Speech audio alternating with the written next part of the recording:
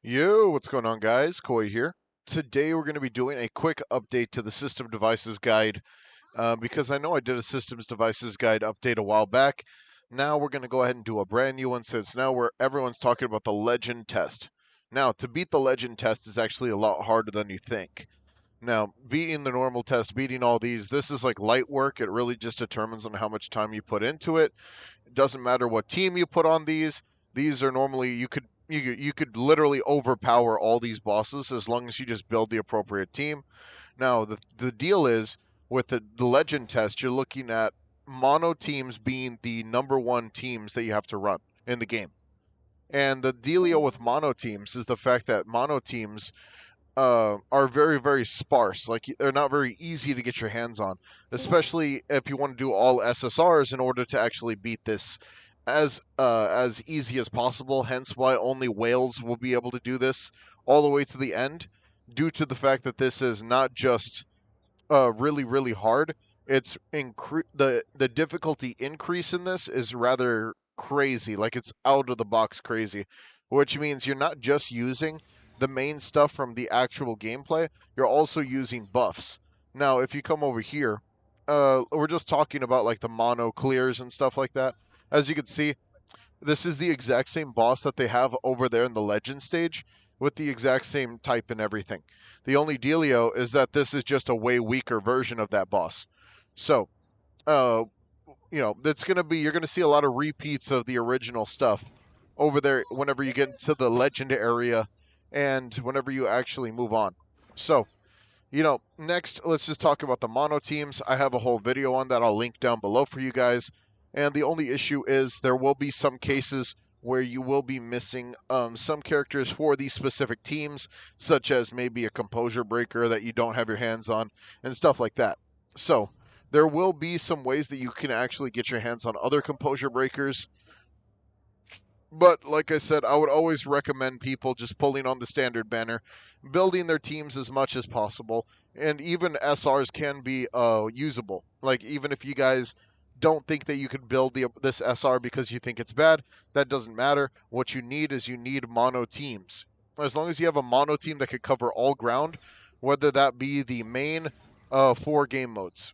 So main three game modes, I believe, which is composure reduction. So you need a really good breaker team. You need a team that does a lot of AOE, and then you need a team where you can actually do the invulnerability state shutdown as fast as possible. And also, breakers are very, very good for this as well, due to the fact that all you have to do is kill the paradisers, move on, and then do all that. After that, it's just the exact same thing, same song and dance, which is just new boss, invulnerability, composure breaking.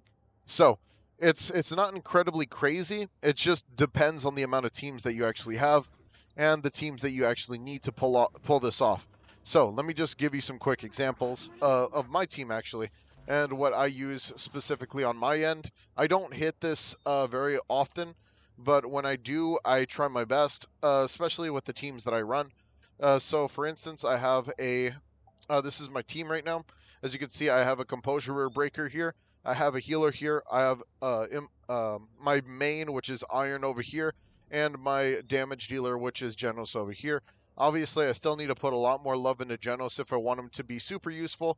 It's just that I have not had the time to work on him since I've been trying to mid-max my main this entire time.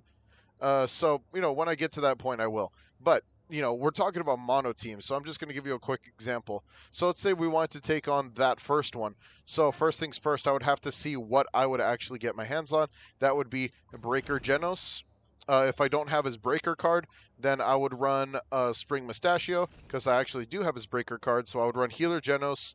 I would run Sneck because he's an amazing damage dealer, hands down.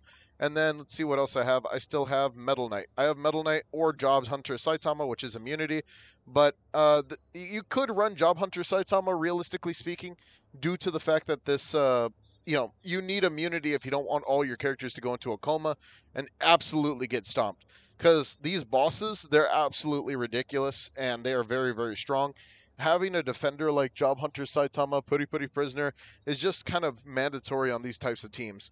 And especially characters like Metal Knight, you would expect when giant AoEs hit the ground that this dude might go into a coma ever so often. Now, like I said, you can build upon these guys' SSR cards or their SSR cards or their SR cards, depending on what do you really need at the moment.